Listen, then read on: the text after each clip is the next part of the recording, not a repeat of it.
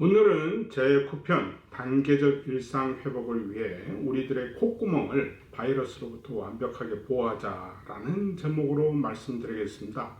저는 벤스랩의 연구소장 정종문 교수입니다. 현재 미국의 NIH라는 한국의 보건원과 같은 미국 국가기관에서 권장하는 여러 가지 코로나 치료 방법을 보시면요. 왼쪽 표에 나와 있는 것처럼 크게 비입원 환자와 입원 환자로 나누고 다시 입원 환자는 그 증상에 따라 4단계로 나누어서 치료를 합니다. 맨 먼저 비입원 환자로 분류되는 사람들은 초기 경증 환자.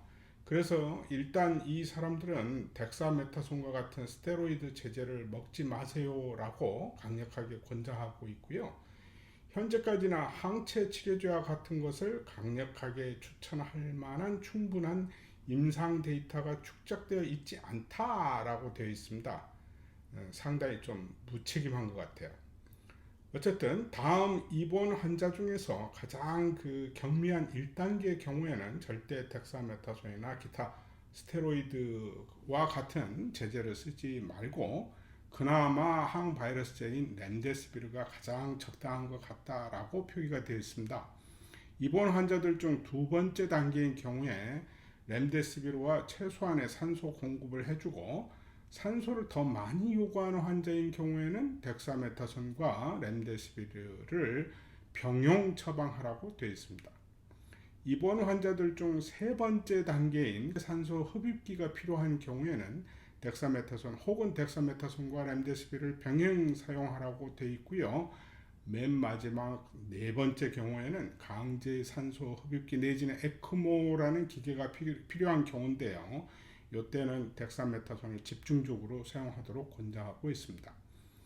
이렇게 항바이러스제는 대체로 초기 증상을 보일 때만 사용을 하고 증상이 악화될수록 강력한 항염증제인 덱사메타손을 사용하라고 하는 것은 오른쪽 그림처럼 우리들의 면역력을 도와서 바이러스 증식을 막을 가장 적절한 시기는 초기 감염 혹은 경증 환자인 경우이고요.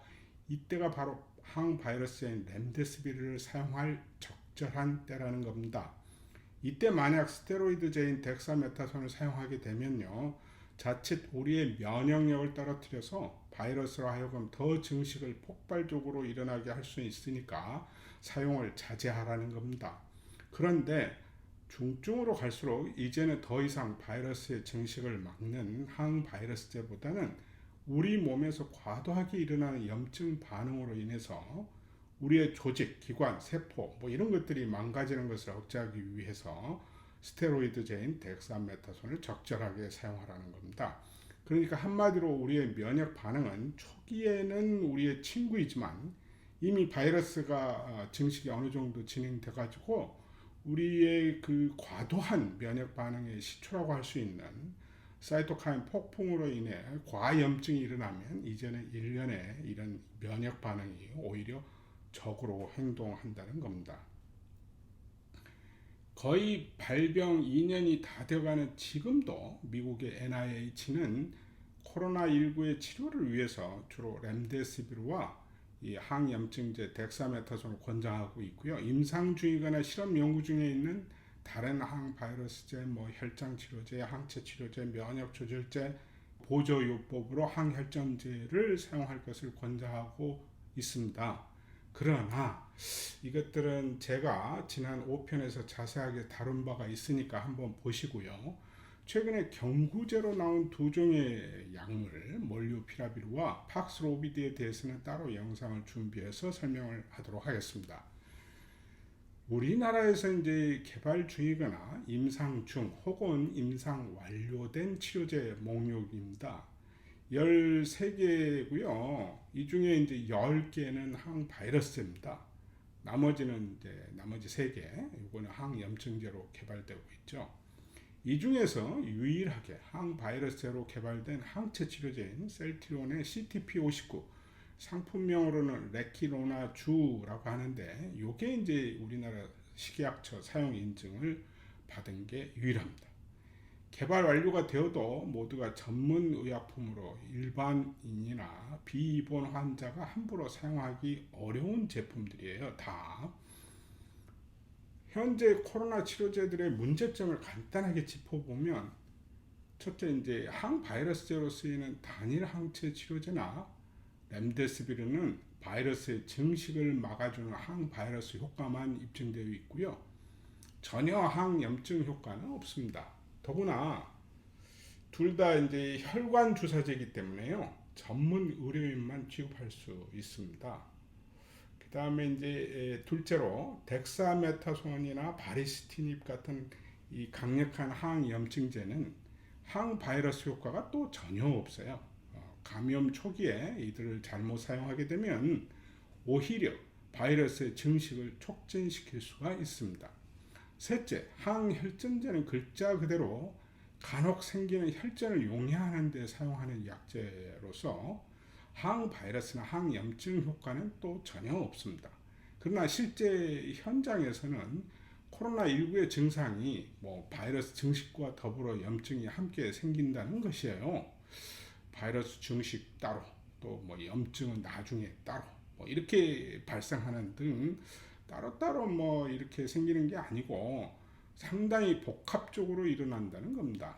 그래서 이들 기존 치료제 모두가 또 병원에서만 사용할 수 있는 전문 의약품이고, 그래서 이제 위드 코로나 시대에 감염 초기 혹은 예방적 차원에서는 전혀 사용할 수가 없는 약물들입니다.